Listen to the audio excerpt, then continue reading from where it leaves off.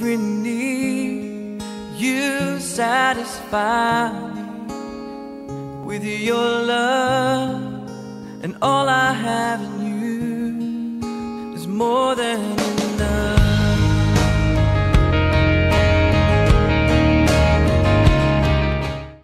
할렐루야, 할렐루야, 아멘. 한 주간 좀 잘 사셨습니까? 네, 잘 사셔야죠. 네. 고린도전서로 왔습니다. 예, 주보는 사도행전이라고 돼 있죠. 예, 제가 잘못 알려셨어요. 예, 고린도전서 계속해서 우리가 이제 바울의 행적들에 대해서 이제 살펴보게 될 건데, 우리가 먼저 고린도전서가 쓰여진 이 배경에 대해서 먼저 이야기를 좀 나누고 말씀으로 들어가면 좋을 것 같습니다. 먼저 이 고린도에 바울이 보낸 편지가 고린도 전후서이죠. 그런데 이 바울이 보낸 편지가 고린도 전후서, 고린도에 보낸 편지가 고린도 전후서만 있는 건 아닙니다. 총 4편의 편지를 보냈는데 우리가 오늘 읽고 있는 고린도 전후서만이 남겨져 있어요. 이 두 편의 편지는 유실되었습니다. 유실. 그래서 우리가 그 내용이 무엇인지, 어떤 내용으로 바울이 고린도에 편지를 보냈는지에 대해서는 아주 약간의 단서만 알 수 있어요. 그 고린도 전후서에 기록이 되어져 있기는 합니다. 어쨌든 이 고린도라는 도시는 여러분들 잘 알고 계시다시피 잘 아시죠? 네, 잘 모르시나요? 설명해 드리겠습니다. 친절한 김영진 목사. 그리스 아테네에서 서쪽으로 한 78km 정도 떨어진 곳에 이 고린도라는 도시가 세워졌습니다. 한 6.4km 정도 되는 작은 지역이에요. 대륙과 대륙을 잇는 좁다란 다리 역할을 하는 땅덩어리, 이걸 지역이라고 하는데, 거기에 고린도 도시가 세워졌어요. 그러면 이 고린도 도시를 오고 가는 사람들이 굉장히 많겠죠. 자연스럽게 무역과 상업, 장사하는 사람들의 이 오가는 발걸음이 많은 도시라는 뜻이 됩니다. 그래서 무역과 상업이 굉장히 많이 발달한 도시이고, 사람들이 하나같이 자기가 숭배하던 우상들을 이제 오가는 길에 세우기 시작해요. 그래서 많은 신전들이 고린도에는 세워져 있습니다. 그러니까 우상 숭배가 굉장히 득세한 도시이다라고 여러분들이 기억을 하시면 되겠어요. 왜 우상을 많이 숭배했는가? 당연하죠. 장사가 잘 되게 해주십시오. 무역이 성사되게 해주십시오. 돈 잘 벌게 해주십시오라는 그런 사상이 가득한 황금 만능주의, 이것이 이 고린도를 지배했었습니다. 돈이면 다 된다라는 사상이 고린도 도시의 특징이었다. 그래서 여러분, 그리고 미의 여신 아프로디테의 굉장히 큰 신전이 세워져 있었어요. 고린도에. 밤만 되면 여기에서 약 1000명에 달하는 여사제들이 도시로 내려갑니다. 그래서 저녁만 밤만 되면 온갖 쾌락의 향연이 펼쳐졌던 곳이 바로 이 고린도였다라는 거예요. 사치는 말할 것도 없죠. 자기가 번 돈으로 뭘 하겠습니까? 먹고 누리고 입는데 모든 돈을 쏟아부었어요. 그래서 향락과 사치에 빠져든 사람들을, 당시에 이쪽 지방에 살던 사람들에게 붙여진 별명이 있었는데, 그게 뭐냐면 코린티아자인. 그러니까 고린도인처럼 사는 사람이라는 별명이 붙여졌다고 합니다. 온갖 사치와 쾌락에 빠진 사람들을 코린티아자인, 이렇게 불려졌다고 해요. 그만큼 이 도시가 우상숭배, 물질주의로 가득한 도시였다. 근데 거기에 복음의 사도인 바울이 들어가서 복음을 전하게 된 겁니다. 두려운 마음들이 가득했어요. 두려운 마음들, 떨리는 마음들이 가득했습니다. 바울이. 왜냐하면 바울이 고린도로 오기 전에 아덴이라는 도시에서 이제 복음을 전하게 되는데, 거기서 큰 실패감을 한번 맛봅니다. 왜 실패를 맛봤느냐? 자기의 말과 지식으로 복음을 전했거든요. 그래서 거기에서 엄청난 실패를 맛봤어요. 실패라는 게 뭐냐면 열매가 거두어지지 않았다라는 겁니다. 열매가. 믿는 사람이 없었다라는 거예요. 엄청난 충격에 빠진 거예요. 내가 알고 있는 복음이 잘못된 것인가 했더니 자기가 전하는 방식이 잘못됐던 거예요. 하나님께 의지하지 않고 철저히 하나님 앞에 자기의 삶을 내어 맡기지 않은 채로 내가 가지고 있는 지식과 내가 가지고 있는 이 화술로 복음을 전하려고 했더니 실패한 겁니다. 그리고 이제 다음 행선지가 바로 고린도라는 도시였어요. 엄청난 인간적인 실패를 맛보고 두렵고 떨리는 마음으로 고린도에 왔으니 바울의 마음은 어디에 초점이 맞춰져 있었겠습니까? 오직 하나님이었어요. 오직 하나님. 내 능력으로도 안 됩니다, 주님. 오직 하나님만의 저를 지배하여 주셔서 복음 전할 수 있게 도와주십시오. 이런 마음으로 고린도에 온 거예요. 주변에 들린 소문이 어떻습니까?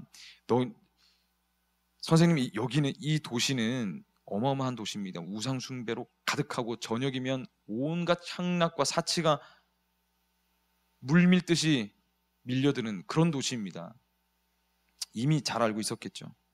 그런데 거기에 복음을 전했고 하나님만 의지한 바울, 예수 그리스도의 능력으로 인하여서 이 도시에 성공적으로 복음이 전하여지게 됩니다. 그리고 이내 고린도 교회가 세워져요. 그런데 문제는 이제부터 시작입니다. 이 교회에서 각종 분쟁들이 일어나기 시작한 거예요. 그리고 신앙적인 문제들이 일어나기 시작한 겁니다. 그리고 심지어는 사도 바울에 대한 사도직을 의심하기 시작했다는 거예요. 40일 동안 모세가 시내산에 올라가서 하나님 만나고 있을 동안 밑에 있는 이스라엘 백성들이 어떻게 했나요? 모세가 눈에 안 보이지, 하나님을 섬기기는 해야 되겠는데 어떻게 해야 될지 모르겠지. 그래서 아론을 불러가지고 뭘 만들었나요? 금송아지, 금으로 만든 송아지를 만들어서 숭배했던 마치 그런 일들이 고린도 교회에 일어나고 있었다는 겁니다. 그래서 이 문제들을 바로 잡고자 하여 바울이 고린도의 교회를 세우고 떠난 뒤에 에베소라는 도시에서 고린도 전후서를 써요. 편지를. 그래서 보낸 겁니다. 그거에 대한 내용이 고린도 전후서이다 라는 거예요. 오늘은 이제 우리가 앞으로 차차 일어난 어떤 문제들이 있었는지를 살펴보게 될 건데, 고린도 전후서가 왜 중요하냐면 현대에 일어나고 있는, 교회에서 일어나고 있는 여러 가지 문제들이 똑같이 일어나요. 고린도 교회에서. 그래서 여기에 따른 바울의 지침만 우리가 잘 봐도 우리 공동체가 굉장히 건강한 방향을 찾을 수 있다라는 겁니다. 근데 오늘 그 문제들을 살펴보기 이전에 고린도 교인들의 영적 상태에 대해서 우리가 한번 나눠보고자 합니다. 서론이 길었죠. 1절, 형제들아, 내가 신령한 자들을 대함과 같이 너희에게 말할 수 없어서 육신에 속한 자 그리스도 안에서 어린아이들을 대함과 같이 하노라. 제가 이제 말씀을 이렇게 쭉 보고 공부를 했어요. 공부하다가 주석서에 이런 문장이 제 눈에 이렇게 딱 들어왔습니다. 읽어드릴게요. 당시의 고린도 성도들의 상태는 한마디로 미성숙함이었다. 미숙한 신자들은 종종 세상적인 가치관을 따라서 살아가며 자기 자신들의 욕망에 지배를 받는다. 이렇게 기록되어 있더라고요. 세상적인 가치관을 따라 사는 그리스도인들을 들어서 미성숙한 성도, 다른 말로 하면 어린아이 신앙을 가진 사람이다라는 겁니다.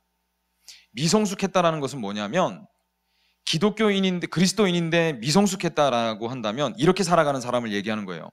세상적인 가치관을 따라 사는 사람, 내가 예수 그리스도를 알기는 아는데 여전히 내가 하고 싶은 대로 살고 싶어하는 사람을 어린아이 신앙을 가진 사람이다라고 바울이 얘기한다라는 겁니다. 그렇다면 반대로 성숙한 그리스도인은 뭘까요? 하나님이 원하시는 것을 이루어내고자 하는 사람이죠. 잘 들으셨죠? 하나님이 원하시는 것을 이루어내고자 하는 사람, 하나님이 원하시는 것을 이룬 사람이 아닙니다. 이루어내고자 하는 사람을 성숙한 그리스도인이라고 해요. 마음에 원함이 있는 것, 내가 원하는 대로 세상을 살아가는 게 아니라 하나님 원하시는 대로 살기를 원합니다라는 마음이 있는 사람. 여러분은 오늘 이 도전의 이 말씀, 1절 말씀과 여러분 안에 계시는 성령 하나님, 여러분 어느 정도까지 허용할 수 있겠습니까? 이 도전의 말씀 앞에,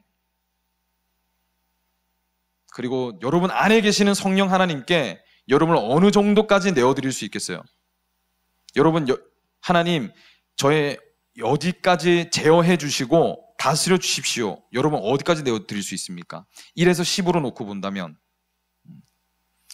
혹시 여러분 하나님께서 나한테 역사는 하시는데 이 정도까지만, 제가 반복해서 말씀드리고 있는 거죠. 이 대목은 이 정도까지만요, 이것까지 나보고 하라고 하시면 안 됩니다 라는 혹시 마음이 있으십니까? 저도 그랬어요. 저도 그랬었습니다. 저도 일단 저는 조건이 몇 가지 있었는데, 제 건강을 하나님 가져가면 안 돼요. 하나님 절대로 제 건강 건드리면 안 됩니다. 그럼 저는 반드시 뒤돌아서 하나님을 떠날 겁니다. 그리고 제 가족을 절대로 건드리지 마십시오. 가족 건드리면 저는 절대 하나님 안 믿을 겁니다. 그리고 제 물질을 절대 안 됩니다. 하나님, 이런 한 푼도 새 나가지 않도록 지켜주셔야만 제가 하나님 믿을 겁니다. 이렇게 했었어요. 불과 뭐 몇 년 전입니다. 크게 오래지 않았어요. 저 이제 35살이니까요. 그런데 여러분, 이게 살다 보니까 굉장히 솔직한 마음으로 여러분에게 말씀드리는 거예요. 고민하지 마시라고. 내가 통제하고 싶다고 해서 이게 되는 게 아니더라고요. 하나님 이거 절대로 건드리면 안 됩니다라고 한다고 해서 그게 지켜지는 게 아니더라고요. 이게 지켜지려면 하나님께 완전히 맡겨버리면 돼요. 완전히 맡겨버리면 됩니다. 통째로 그냥. 왜냐하면 하나님은 실수를 안 하시는 분이시니까. 하나님 내 생명 책임져 주신다고 성경에 수도 없이 말씀하고 계시니까 그 하나님께 그냥 통째로 맡겨버리면 되는데, 제가 그때는 뭔가 늘 불안했던 것 같아요. 다 맡기기에는 하나님께 뭔가 미심쩍었어요. 그러니까 여러분, 우리가 하나님 안에 거하면서도 여전히 죄를 짓는다면, 죄 짓는 것을 끊지 못하고 허용하고 있다면, 이거에 대한 고민이 있다면 저에게 찾아오셔야 됩니다. 하나님 앞에 조건을 걸고 있다면, 저와 같은 경우였죠. 그리고 어느 정도의 제한선을 두고 있다면, 오늘 1절 말씀과 같이 우리는 아직 미성숙한 성도다, 어린아이 신앙을 가진 사람이다라는 겁니다. 이런 사람들과는 이건 좀 그런 것 같고요. 성숙한 그리스도인과 나눌 수 있는 진리를 나눌 수가 없어요. 왜입니까? 이해가 안 되니까요. 더 나아가서는 이해하려고 하지 않으니까 깊은 진리를 나눌 수가 없다는 겁니다. 세상의 기준과 가치관이 아직 그 사람을 점령하고 있기 때문에 좋은 진주를 가져다 줘도 쓸모없는 것이 되어버린다는 것이죠. 돼지목이 진주, 그렇게 되어버린다는 겁니다. 그래서 깊이 있는 걸 나눌 수 없다는 거예요. 제가 만약에 이런 어린아이 신앙을 가진 사람들에게 여러분 복음이면 답니다, 예수님께 여러분의 인생을 던지십시오 라고 말한다면 부담이 팍 찾아와요. 이건 뭐 어디까지 맡겨야 되는 거지, 이거를? 고민이 찾아오는 겁니다. 고민까지 찾아오면 정말 좋은 거죠. 근데 그건 나와는 상관없고 아예 듣지도 않으려고 한다라는 겁니다. 마음으로 뛰어들려고 하지도 않고 씨름하지도 않고 기도하지도 않는다는 거예요. 그러면 어린아이 신앙을 가진 사람은 그리스도인이 아닙니까? 그게 무슨 그리스도인인가요? 라고 질문할 수 있겠죠? 그런데 대답은 그렇습니다. 그리스도인이 맞아요. 바울이 고린도 성도들을 향해서, 고린도 성도들이 지금 이렇게 살고 있었거든요. 그런데 고린도 성도들을 향해서 뭐라고 얘기합니까? 1절 제일 처음에 형제들아 라고 얘기합니다. 형제들아. 한 하나님 안에서 한 형제된 자들아 라고 부르고 있어요. 다만 고린도 성도들을 향해서 바울은 넌 그리스도인이 아니야 라고 얘기하는 것이 아니라 그들의 영적인 상태를 정확하게 짚어주는 거예요. 직설적으로 뭐가 잘못되었는지 정확하게 지적하고 있는 겁니다. 하나님과 상관없는 자들이 아니기 때문에 지적하는 거예요. 하나님과 상관 있기 때문에, 성장해 나가야 되기 때문에. 이것은 바울이 이렇게 말한 것은 한편으로는 우리 리더들이 갖추어야 될 용기입니다. 그들의 부족, 그들의 미진한 부분을 정확하게 짚어줄 수 있는 것. 그런데 이 말을 듣고요, 여러분, 오호라, 목사님이 그렇게 말씀하셨지, 옳다구나, 야 일로 와봐, 내가 말 못한 게 있는데 너 이거 잘못했어, 너 그거 잘못됐어, 너 당장 기도해야 돼, 이런 식으로 여러분 하시면 자신의 감정풀이밖에 안 돼요. 바울은 그런 목적으로 얘기를 하지 않았다는 것 여러분 아시겠죠? 바울은 자기 안위, 욕 들을 것 각오했다는 겁니다. 자기 인기에 신경 쓰지 않고 교회와 복음을 위해서 이 얘기를 했어요. 교회와 복음을 위해서. 내 감정 풀려고 얘기한 게 아니라 내 마음에 담아두었던 거를 말씀이라는 그 잣대로 포장해가지고 팍 찌르는 게 아니라 교회와 복음을 위해서 얘기했다는 거예요.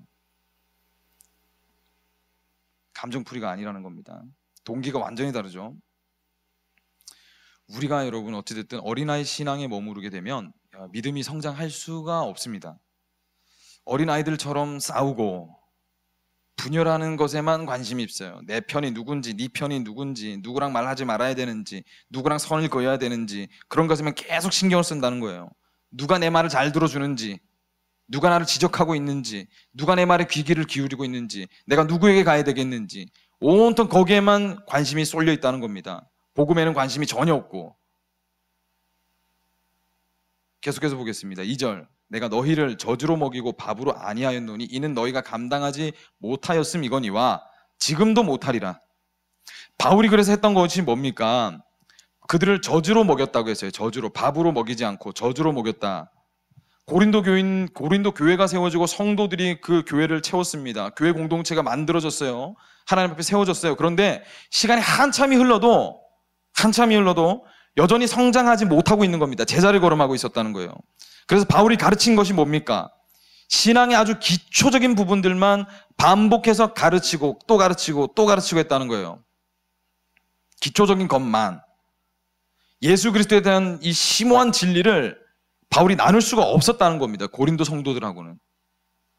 왜요? 고린도 교회 성도들이 스스로 세상의 영향력을 벗어나려고 하지 않았기 때문이죠.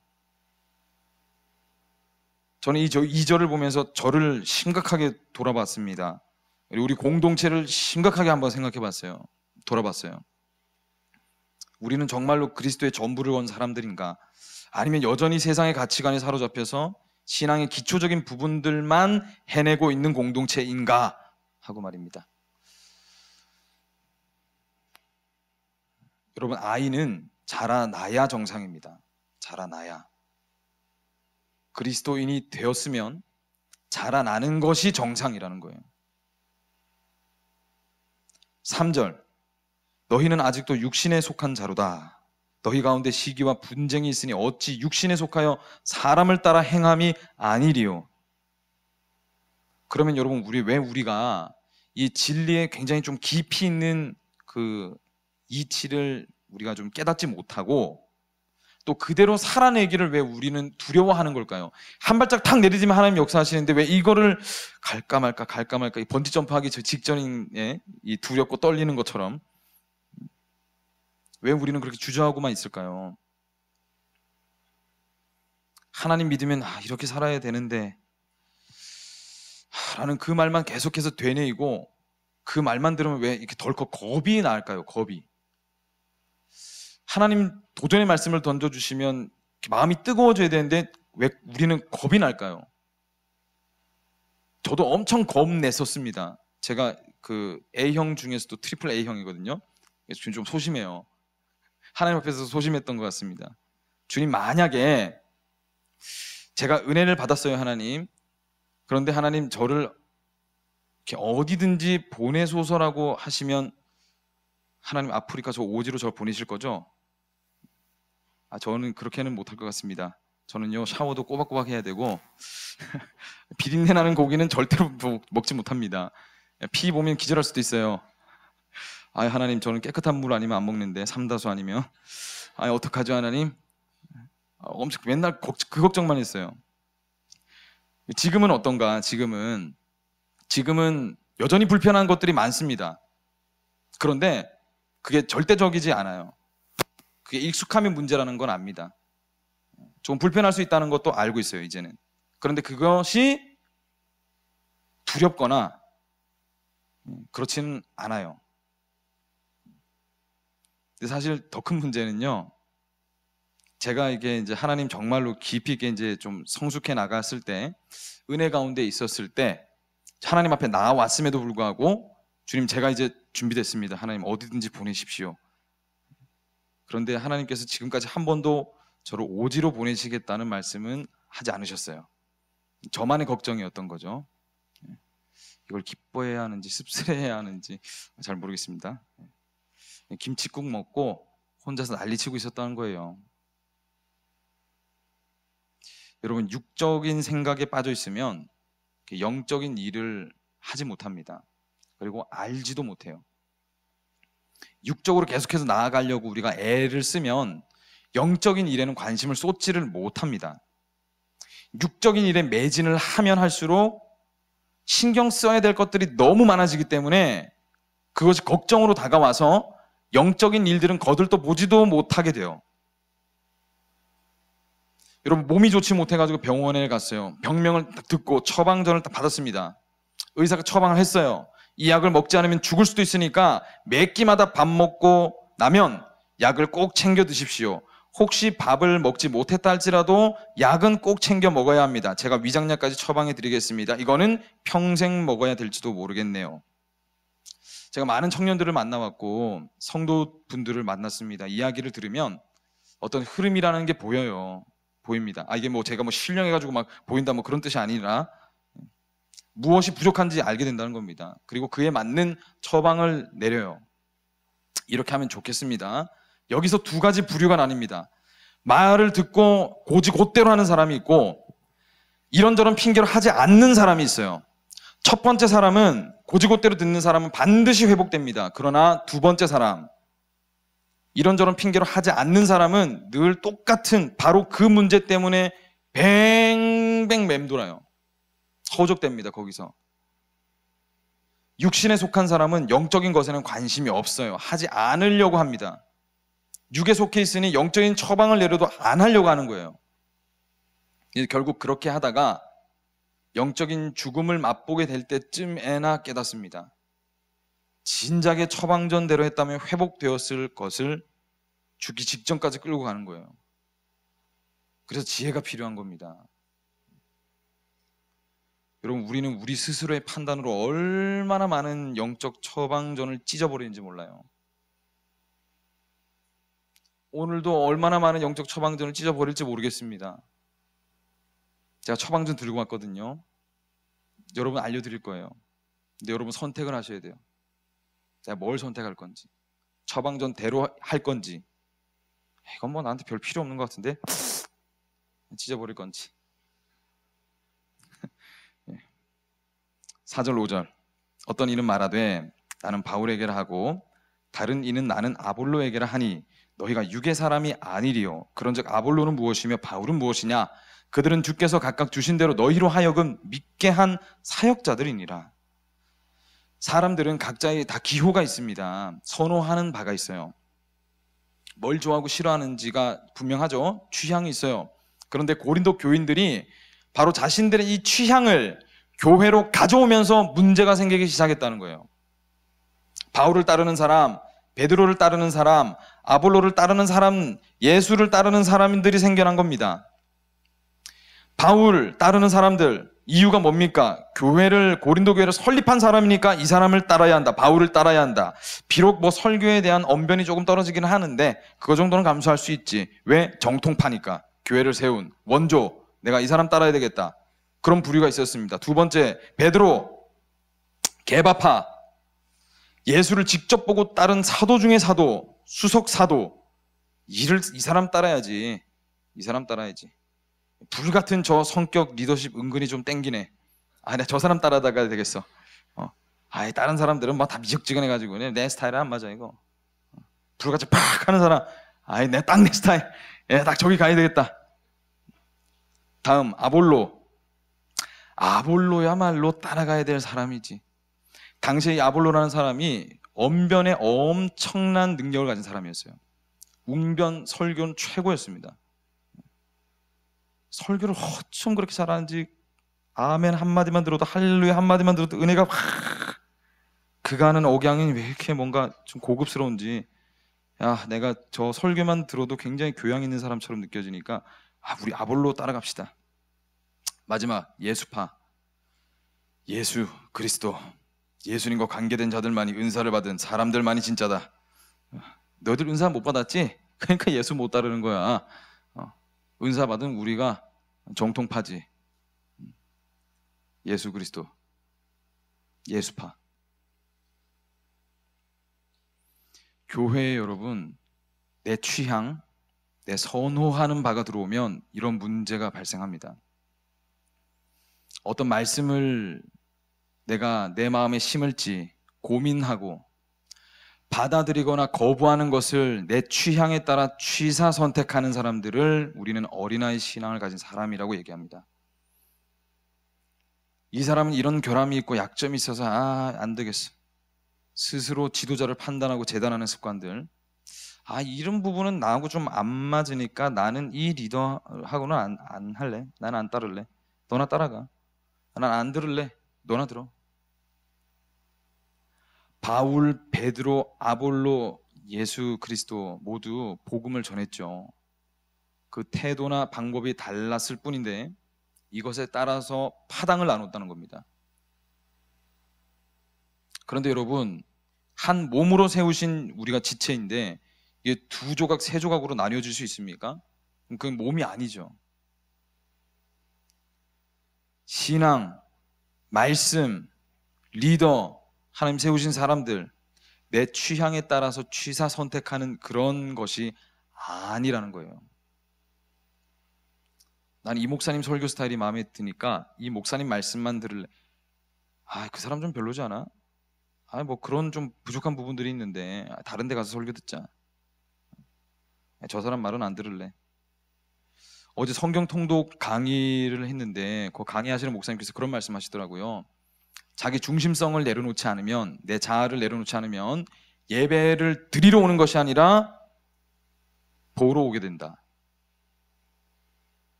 사람에게 여러분 집중하는 것이 예배가 아니라는 겁니다. 하나님께 집중하는 것이 예배예요.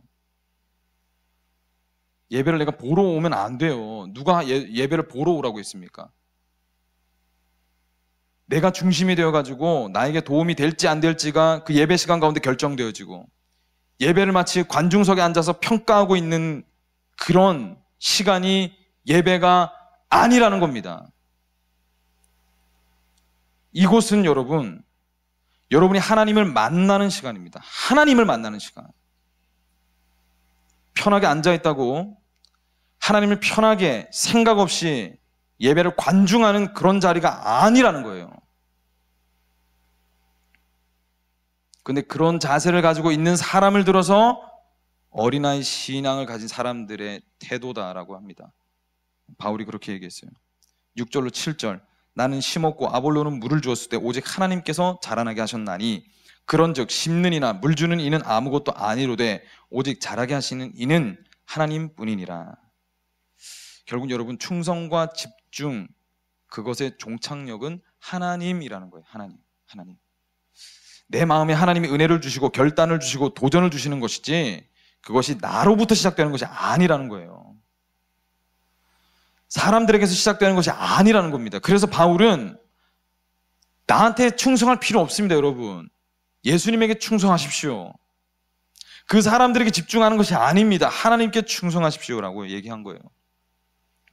저를 이렇게 좋아해 주시고 격려해 주시고 응원해 주시는 분들이 우리 청년 중에 많이 있습니다.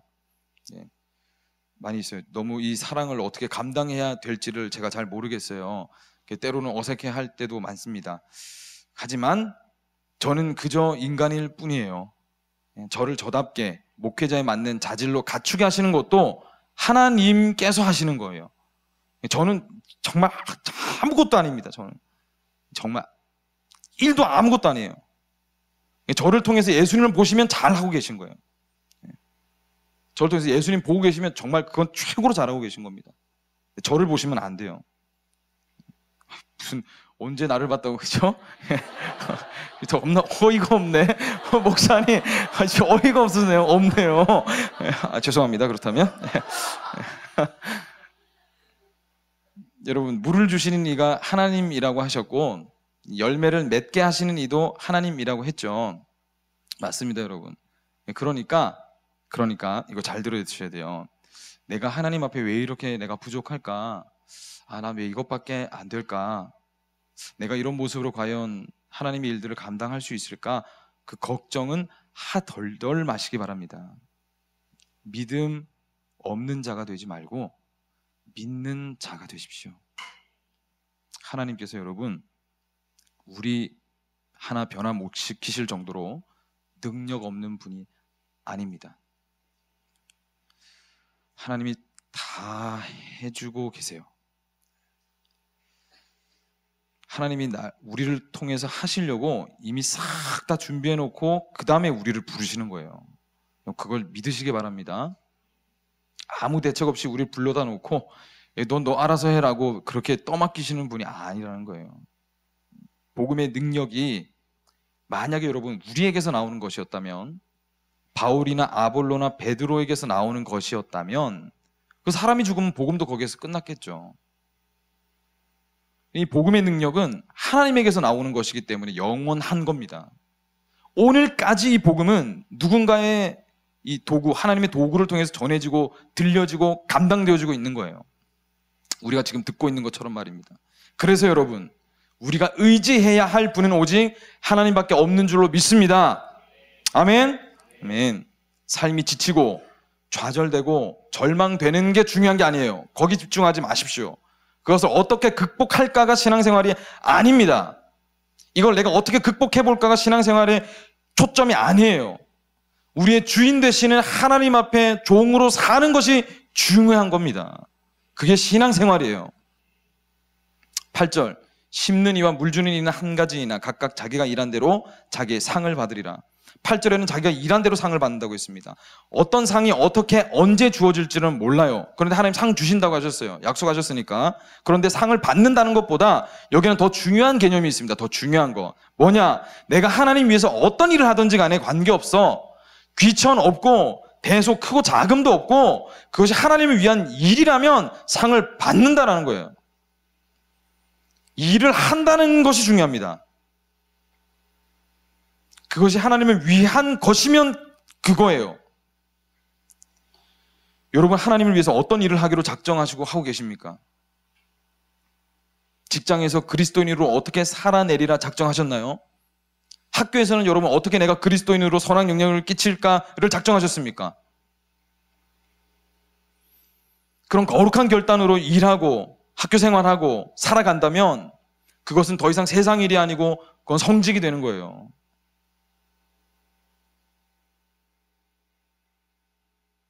아니면 여러분 여전히 내가 은혜 받는 데만 집중하는 삶입니까? 교회 안팎으로 뭐라도 지금 당장 하십시오. 지금껏 미루고 있었던 그것을 하시면 됩니다. 지금껏 고민하고 있었던 하나님의 이거 할까 말까 제비 뽑을까? 사다리 탈까? 네, 예스 노. 지금까지 고민하다가 아예 아무것도 안 하고 있었다면 그걸 하셔야 돼요. 하나님 위해서. 행함이 없는 믿음은 죽은 믿음이다. 행함이 주가 될 수는 없지만 변화된 그리스도인에게는 반드시 행함이 따라옵니다. 9절, 우리는 하나님의 동력자들이요 너희는 하나님의 밭이요 집이니라. 여기서 말하는 이 밭은 게오르기온이라고 얘기해요. 게오르기온. 신약 성경에서 딱 여기만 쓰여진 단어입니다. 무슨 뜻이냐? 하나님이 자기 종들을 통해서 경작하는 밭. 집은 뭡니까 그러면? 하나님이 자기 종들을 사용해서 세우는 건물.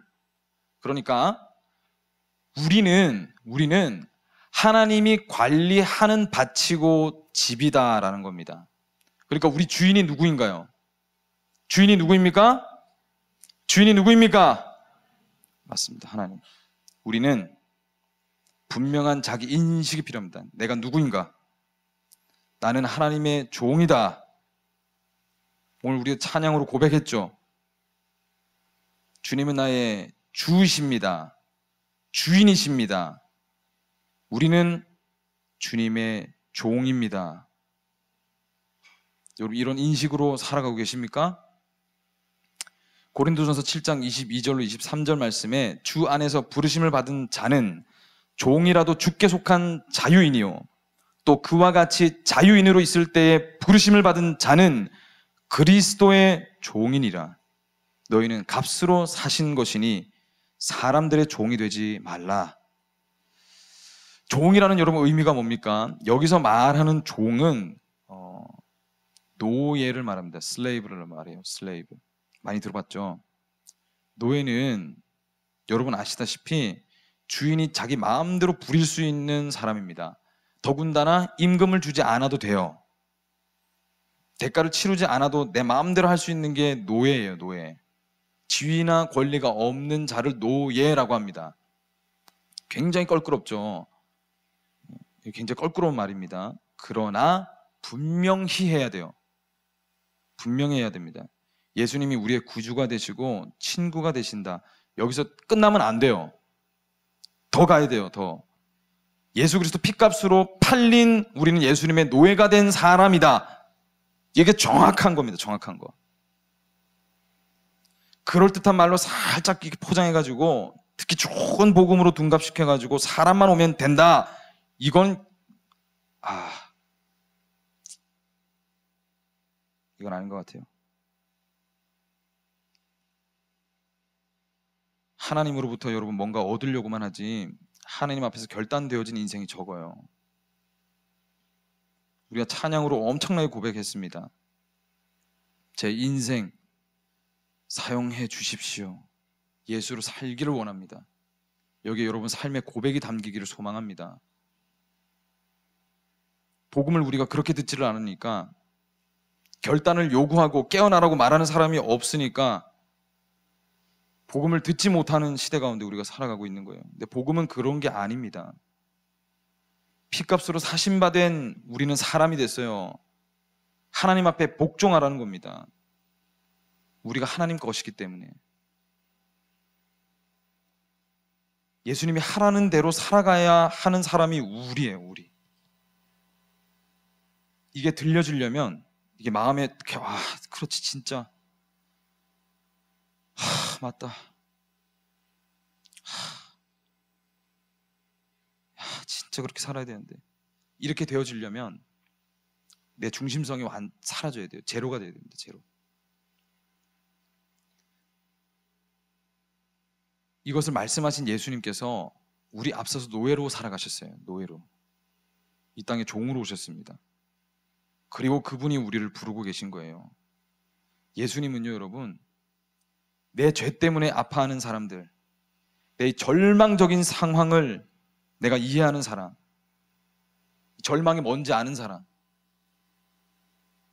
그래서 모든 거 전부 다 내가 버려두고 제자가 되기를 원하는 사람, 다른 말로 하면 노예가 되기를 원하는 사람들을 예수님은 부르고 계시다는 거예요. 근데 그런 말씀을 하시잖아요. 예수님은 우리를 종으로도 부르셨지만 친구로도 부르지 않았습니까? 저는 친구 되겠습니다. 그쵸? 근데 종과 주인의 관계이면서 친구인 거예요. 주인이 너 나랑 친구같이 지내자 하는 거지 너 나 친구 먹자 이걸로 끝나는 관계가 아니라는 겁니다. 친구이지만 여전히 주인과 종의 관계가 먼저예요. 그래서 일이 생기면 번뜩 친구이지만 야 이거 좀 해 할 수 있는 거예요. 주인이기 때문에. 주인이 너를 친구 삼겠다고 하면 친구가 되는 거예요. 제가 주님 친구하겠습니다 하고 친구가 되는 게 아니라 그러니까 관계가 바뀌는 게 아니라는 거예요. 주님이 여러분 우리를 절망시키는 여러분 그 죄에서 우리를 해방시켜 주셨죠. 진짜 죽을 수밖에 없는 우리였어요. 지옥 가야 되는 게 우리였습니다. 인정되든 안 되든. 근데 이제는 우리를 부르셔서 너희들 죄의 종으로 살아가지 말고 의의 노예로 살아갔으면 좋겠어. 생명 살리는 노예로 살아갔으면 좋겠어. 라고 우리를 초청하고 계시다는 겁니다. 이 존 메가더 목사님이 쓴 주님 없는 복음이라는 책에서 에드윈 야마우치가 이 노예됨에 대한 기록을 했는데 제가 읽어드릴게요. 그것은 우리가 포로가 되고 패배하여 노예가 되었다는 의미이다. 그러나 우리는 우리를 사로잡은 자가 사랑과 자비의 군주임을 발견한다. 우리의 노예살이에는 노예 같은 면이 전혀 없다. 우리는 두려워하는 속박의 영을 다시 받지 아니하고 오히려 양자의 영을 받았기 때문이다. 또한 우리가 노예로 전락한 것은 굴욕도 악화도 아니다. 우리는 하늘 궁전에서 섬기도록 높임받았고 더 높은 본성을 부여받았다. 그것은 또한 다른 주인이 믿을 수 없을 정도의 값을 치르게 한 우리의 속전을 생각하게 한다. 왕이 가진 엄청난 양의 재산 전부로 우리를 산 것도 아니고 어떤 귀한 기술로 우리를 산 것도 아니다.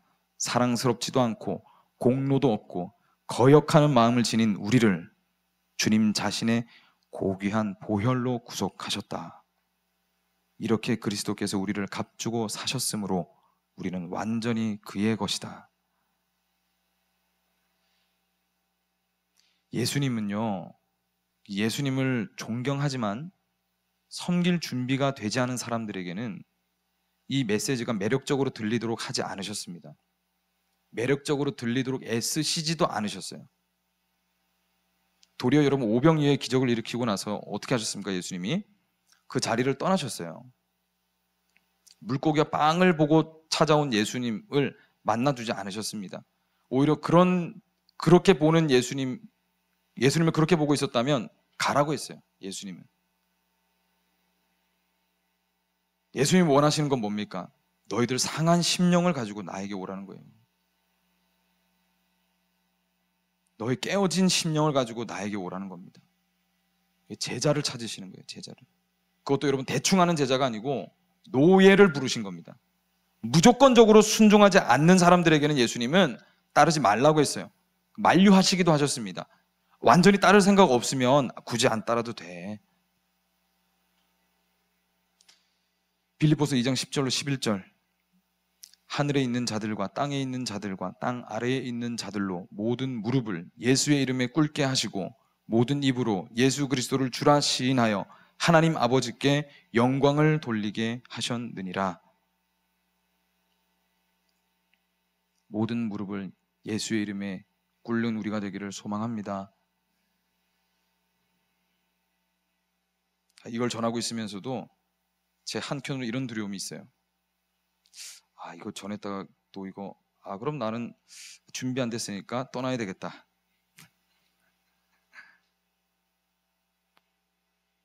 고린도후서 4장 7절로 10절 말씀을 읽고 말씀을 마치겠습니다.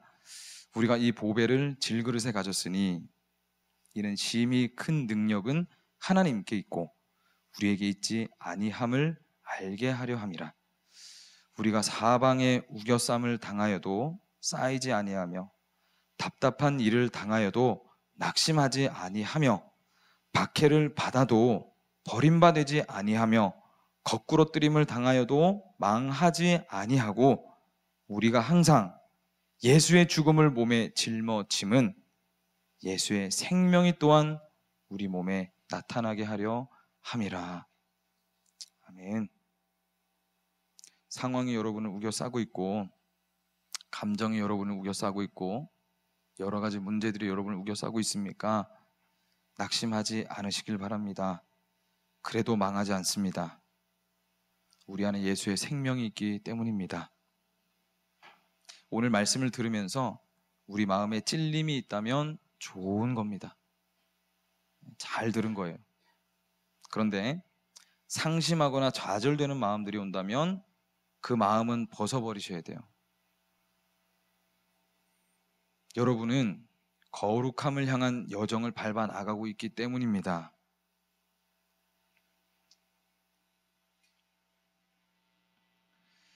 신앙생활을 해나가면서 여러분, 우리를 살리신 예수 그리스도의 피값이 얼마나 대단한 것인지를 피부로 와닿게 느끼실 거예요. 앞으로 지금 잘 느껴지지 않는다고 해서 너무 쉽게 좌절하지 마세요. 그렇게 안 하셔도 됩니다. 이토록 구원받을 가능성이 제로인 우리가 세상 가운데서 예수를 알게 된 것, 어린아이 신앙일지는 모르나 예수를 알고 있습니다. 우리 인생을 책임지실 예수를 만났어요. 이것은 좌절이 찾아와야 되는 것이 아니라 새로운 소망을 가지고 살아가야 되는 겁니다. 앞으로 변화시키실 하나님 바라보며 나가는 거예요. 기대함으로. 좌절하라고 말씀하지 않으셨어요. 하나님 앞에 여러분 무릎 꿇고 나오시길 바랍니다. 우리는 하나님의 노예입니다. 찬양하겠습니다.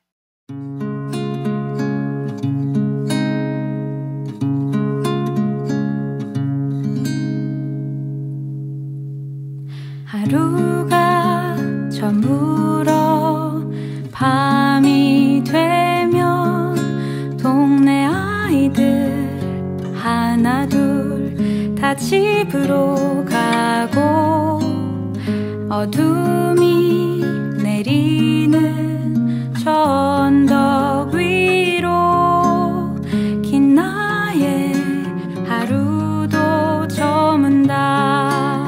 밤하늘 가득 주님 품에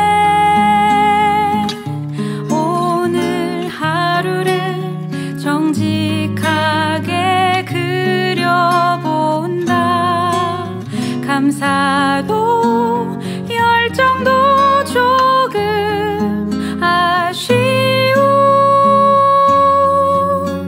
오늘이었지만 내일은 더 많이 웃어보자. 더 많이 사랑하자.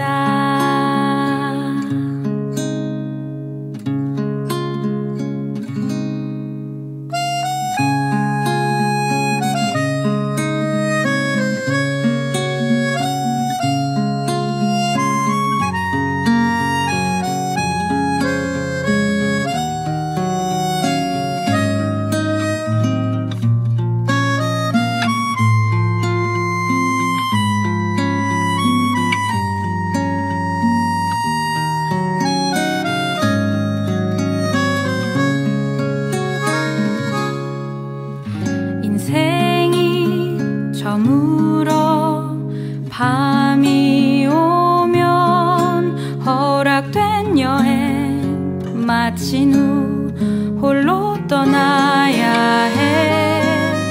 어둠이 내리는 저 언덕 위로 짧았던 인생이 저물 때 주님 주셨던 시간 속에 나는 얼마나 후회 없이 살았을까. 얼마나 웃었을까 울었을까 진실했었을까.